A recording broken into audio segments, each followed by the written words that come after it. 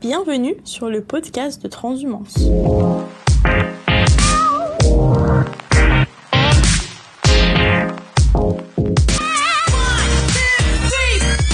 Aujourd'hui, nous nous retrouvons pour un nouveau numéro présenté par Claire Courroyer.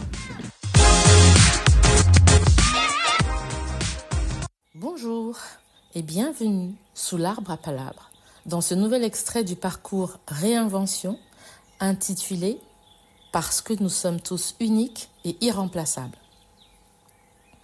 Je ne vais peut-être pas me faire des amis, mais je ne suis pas d'accord avec la phrase de Georges Clemenceau qui disait que les cimetières sont pleins de gens irremplaçables qui ont tous été remplacés, car nous prenons la suite des autres sans jamais pouvoir les remplacer dans leur essence.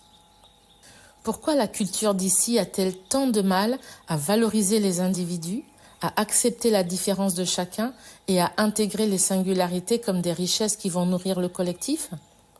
Cela me laisse toujours perplexe. Mais savez-vous à quoi reconnaît-on un être irremplaçable ? La philosophe Cynthia Fleury, philosophe française, le dit merveilleusement bien. Un être irremplaçable est quelqu'un qui s'engage dans un processus d'individuation, autrement dit, dans la construction de son propre chemin. Dans ses ouvrages, et notamment dans Les Irremplaçables, Cynthia Fleury nous invite à penser et à revendiquer la singularité de chacun.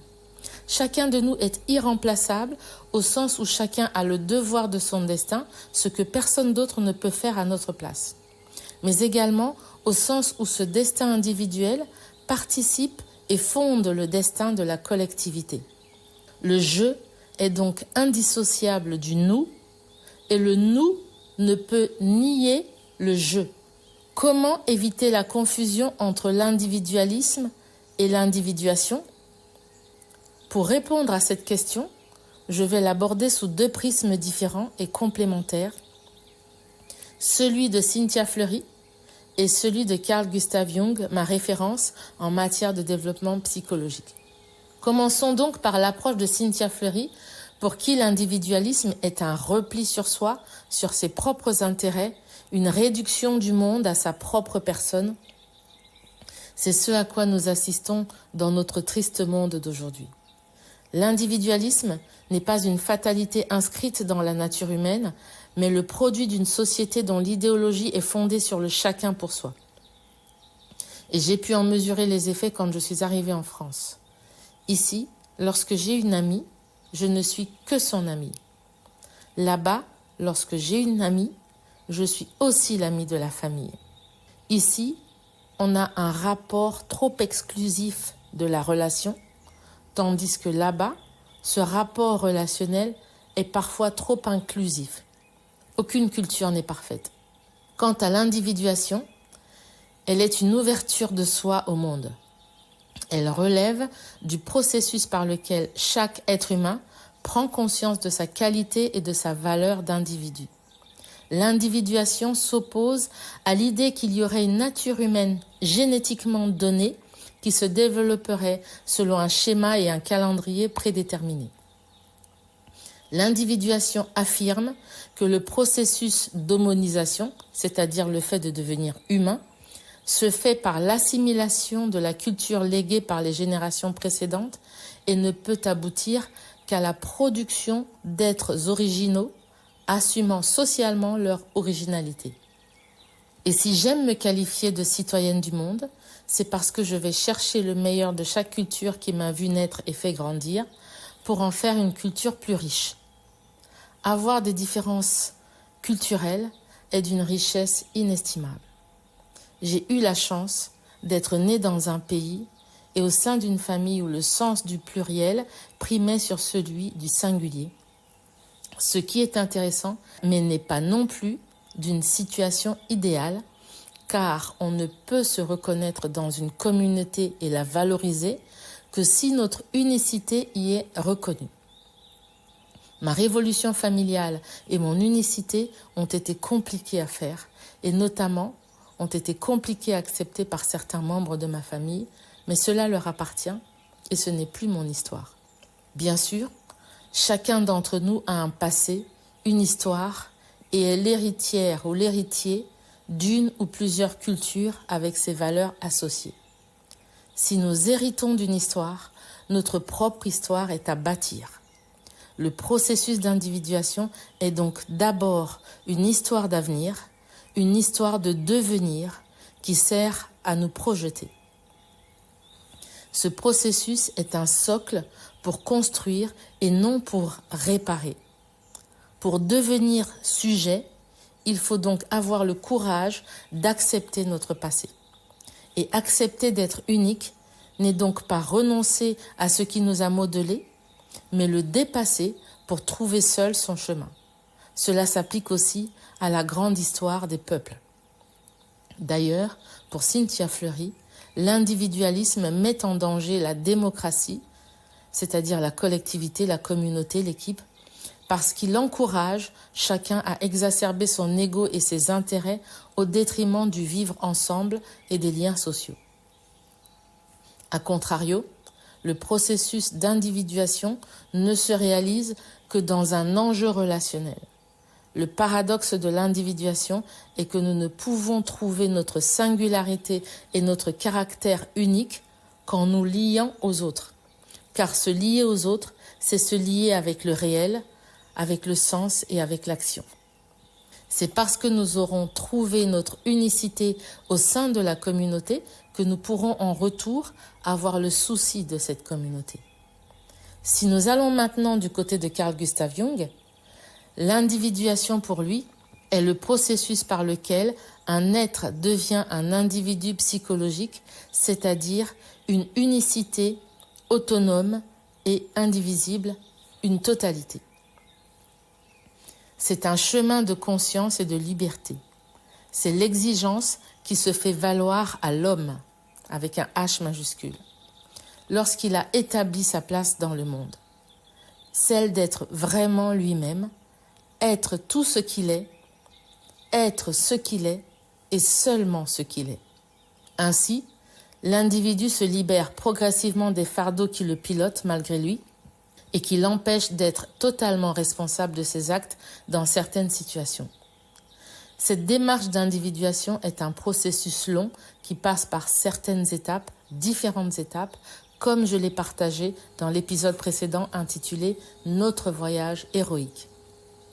Pour résumer l'individuation, j'aime beaucoup la phrase de Roland Cahin qui dit que l'individuation, ce n'est pas rejeter tout ce qui vient du dehors, c'est le recevoir, le digérer, l'intégrer, le faire sien tout en préservant sa propre individualité.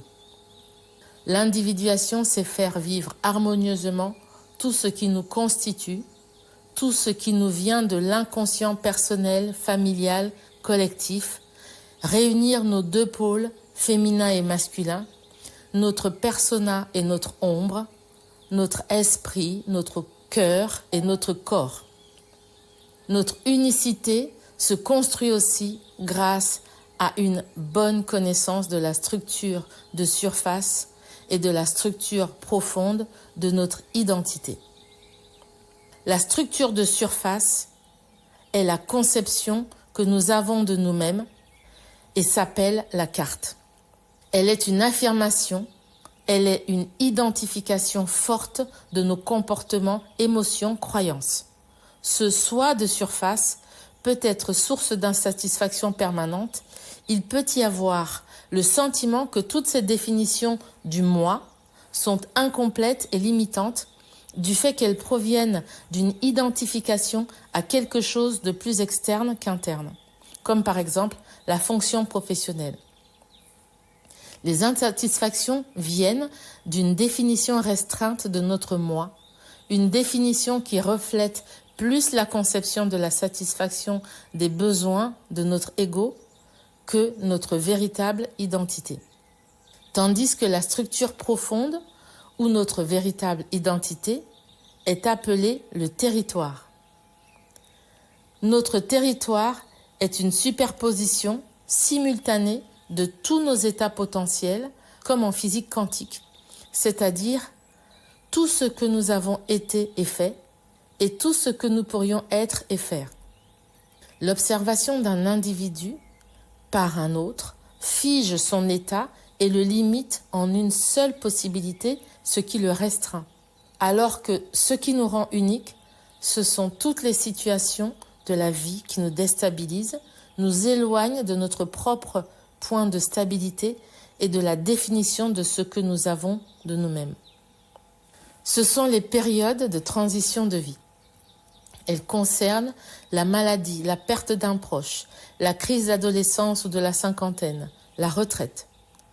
Elles concernent aussi bien les changements de rôle personnel comme tomber enceinte, tomber amoureux, être père ou mère, que des rôles professionnels comme une promotion, une mutation géographique, un licenciement. Ces périodes créent de la confusion quant à la définition de notre identité, mais elles contribuent à nous rendre uniques vis-à-vis des autres, tout en étant semblables à d'autres.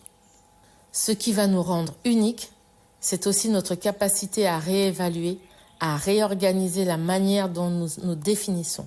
Et même si pendant ces périodes de transition, nous avons du mal à savoir clairement et durablement ce que nous sommes et ce que nous voulons, ces transitions ou crises existentielles qui font émerger des conflits d'identité contribuent à notre unicité. Il y a aussi des situations dans lesquelles nous sommes confrontés à nos limites, quand nous avons le sentiment d'être piégés, contraints, frustrés, de savoir que nous pourrions être plus que ce que nous sommes autorisés à exprimer sur le moment. Ces périodes de déstabilisation sont des appels à la réactualisation de notre unicité pour que nous puissions mobiliser les ressources dont nous avons besoin pour évoluer et assumer le fait de ne pas nous conformer obligatoirement à ce que les autres attendent de nous, car c'est leur histoire et non la nôtre. Notre identité, comme notre unicité, ne sont donc pas figées. Elles représentent un processus en constante évolution. Par notre unicité, nous avons le pouvoir de freiner notre évolution ou de la favoriser. Nous avons le pouvoir de réorganiser les relations entre les différents éléments de notre superposition qui sont restés en marge de nous-mêmes et qui constituent nos ombres. Les ombres représentent des éléments que nous pensons inacceptables, car ils ne correspondent pas à notre soi idéalisé et sont potentiellement générateurs de conflits.